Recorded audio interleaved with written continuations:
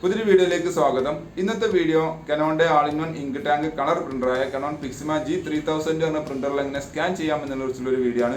Video കാണുന്ന മുമ്പ് channel subscribe ചെയ്യുക, ലൈക്ക് ചെയ്യുക, കമന്റ് ചെയ്യുക, ഷെയർ ചെയ്യുക. അപ്പോൾ നേരെ വീഡിയോയിലോട്ട് പോകാം.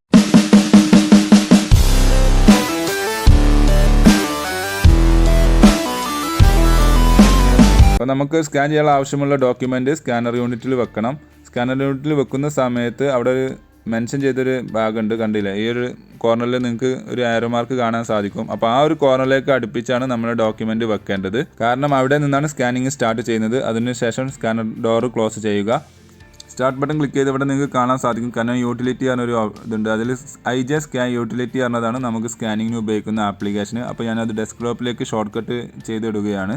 അപ്പോൾ അതിൻ്റെ ഫയൽ ലൊക്കേഷനിൽ പോയിട്ട് റൈറ്റ് ബട്ടൺ ക്ലിക്ക് ചെയ്ത് കഴിഞ്ഞ് കഴിഞ്ഞാൽ അവിടെ ക്രിയേറ്റ് ഡെസ്ക്ടോപ്പ് ഷോർട്ട് കട്ട് എന്നുള്ളൊരു ഓപ്ഷൻ നിങ്ങൾക്ക് കാണാൻ സാധിക്കും. സെൻഡ് ടു ഡെസ്ക്ടോപ്പ് എന്നുള്ള ജസ്റ്റ് ക്ലിക്ക് ചെയ്യുക.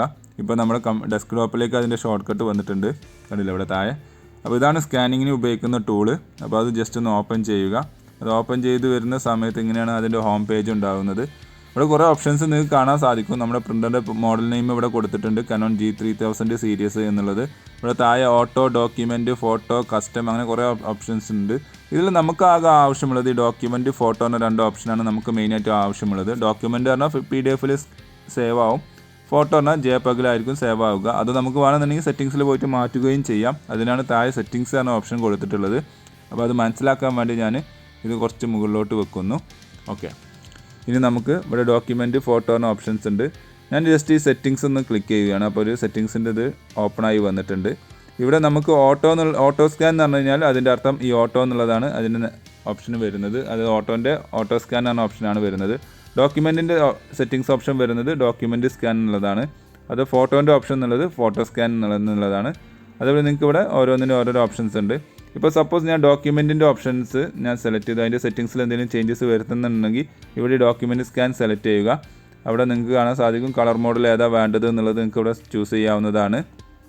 നോർമൽ എല്ലാവരും കളറാണ് കൊടുക്കൽ. നിങ്ങൾക്ക് ബ്ലാക്ക് ആൻഡ് വൈറ്റിൽ മതി എന്നുണ്ടെങ്കിൽ ബ്ലാക്ക് ആൻഡ് വൈറ്റിൽ, ഗ്രേ സ്കെയിൽ മതി എന്നുണ്ടെങ്കിൽ ഗ്രേ സ്കെയിൽ സെലക്ട് ചെയ്യാവുന്നതാണ്. പിന്നെ സൈസ് ഏതാണ് വേണ്ടത്, സേവ് ചെയ്യുന്ന ഫയലിൻ്റെ സൈസ് ഏതാണ് വേണ്ടത് എന്നുള്ളതാണ് ഇവിടെ ചോദിക്കുന്നത്. അത് നിങ്ങൾക്ക് ഇഷ്ടാനുസരണം ഇവിടെ ചേഞ്ചസ് വരുത്താവുന്നതാണ്.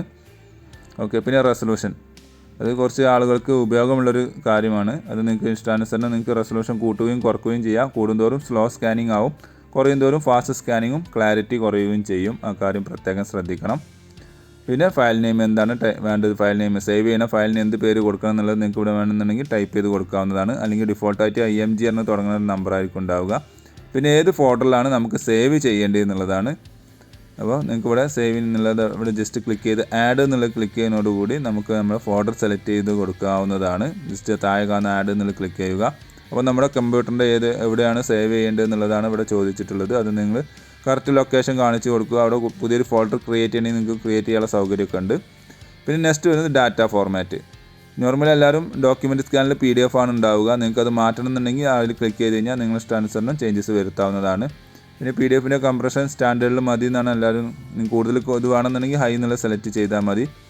പിന്നെ താഴോട്ട് പോകുന്തോറും കൂടുതൽ അഡ്വാൻസ്ഡ് ആയിട്ടുള്ള ഓപ്ഷൻസ് വരും.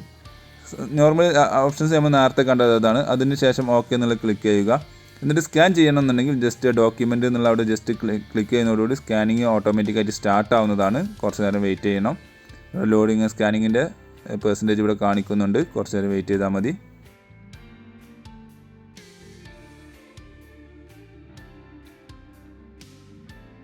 സ്കാനിങ് കംപ്ലീറ്റ് ആയി കഴിഞ്ഞാൽ അവിടെ അതേപോലെ രണ്ട് ഓപ്ഷൻ ചോദിക്കും, സ്കാൻ എക്സിറ്റ് ആണ്. അതിൻ്റെ അവിടെ കൊടുത്തിട്ടുണ്ട്. എക്സിറ്റ് എന്ന് കൊടുക്കുന്നതോടുകൂടി നമ്മൾ ആ ഫയൽ സേവ് ആവും. നമുക്ക് വീണ്ടും സ്കാൻ ചെയ്യണമെന്നുണ്ടെങ്കിൽ അവിടെ വീണ്ടും സ്കാൻ സെലക്ട് ചെയ്യുക. നമ്മുടെ ഡോക്യുമെൻറ്റ് വെച്ചതിന് ശേഷം മാത്രമേ സ്കാൻ സെലക്ട് ചെയ്യാൻ പാടുള്ളൂ. അല്ല നമുക്ക് സിംഗിൾ പേജ് ഉള്ളൂ എന്നുണ്ടെങ്കിൽ ജസ്റ്റ് എക്സിറ്റ് എന്ന് കൊടുക്കുന്നതോടുകൂടി അതൊരു സിംഗിൾ പേജിൻ്റെ PDF ഫയലായിട്ട് നമ്മുടെ കമ്പ്യൂട്ടറിൽ സേവ് ആവുന്നതാണ്. ഞാൻ വീണ്ടും സ്കാൻ എന്നുള്ളത് ക്ലിക്ക് ചെയ്തു. അപ്പോൾ വീണ്ടും സ്കാനിങ് സ്റ്റാർട്ട് ചെയ്യും. അത് നിങ്ങൾക്കൊരു PDF ഫയലിൻ്റെ ഉള്ളിൽ ഒരു 4-5 പേജസ് ആയിട്ട് സേവ് ചെയ്യണമെന്നുണ്ടെങ്കിൽ അതിനാണ് ഈ മെത്തേഡ് ഉപയോഗിക്കുന്നത്. അപ്പോൾ ഇത് നമ്മൾ ലാസ്റ്റ് എല്ലാ വർക്കും കഴിഞ്ഞതിന് ശേഷം എക്സിറ്റ് എന്ന് കൊടുക്കുന്നതോടുകൂടി നമ്മുടെ PDF ഫയലിൽ അത് സേവ് ആവുന്നതാണ്. അപ്പോൾ ആ ഫയൽ ഓപ്പൺ ആക്കി കഴിഞ്ഞാൽ 1, 2 അങ്ങനെ 1 by 1 ആയിട്ടായിരിക്കും കാണിക്കുക. അപ്പോൾ അത് സാമ്പിളായിട്ട് കാണിച്ചു തരാം. ജസ്റ്റ് ആ ഫയൽ ഓപ്പൺ ചെയ്യുന്നു.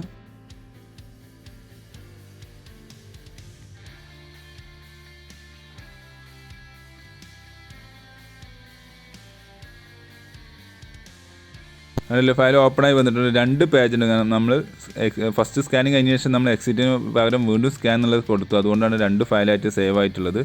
ഉണ്ടല്ലേ. ഇതേപോലെ നിങ്ങൾക്ക് വീണ്ടും സ്കാൻ കൊടുക്കുകയാണ് പിന്നെ 3ാമത് പേജായിട്ട് സേവ് ആവുന്നതാണ്. ഇതേപോലെ നിങ്ങൾക്ക് ട്രൈ ചെയ്ത് നോക്കാവുന്നതാണ്. ഫസ്റ്റ് സ്കാനിങ് കഴിഞ്ഞാണ് നമ്മൾ എക്സിറ്റ് എന്നുള്ളത് കൊടുത്തു കഴിഞ്ഞ് കഴിഞ്ഞാൽ അതെങ്ങനെ ഉണ്ടാവും എന്നുള്ളതാണ് ഞാൻ ഇപ്പോൾ ഈ കാണുന്നത്. കണ്ടില്ലേ, ഒറ്റ പേജ് മാത്രമേ ഇതിൽ വന്നിട്ടുള്ളൂ. സിംഗിൾ പേജാണ് നമ്മൾ സ്കാൻ ചെയ്തത്. നമ്മളത് കഴിഞ്ഞ ശേഷം നമ്മൾ എക്സിറ്റ് എന്നാണ് കൊടുത്തത്. അപ്പോൾ ഇതേപോലെ നിങ്ങൾക്ക് ട്രൈ ചെയ്ത് നോക്കുക. അത് വർക്ക് കഴിഞ്ഞ് കഴിഞ്ഞാൽ ഈ ആപ്ലിക്കേഷൻ ക്ലോസ് ചെയ്യാൻ മറന്നു പോകരുത്.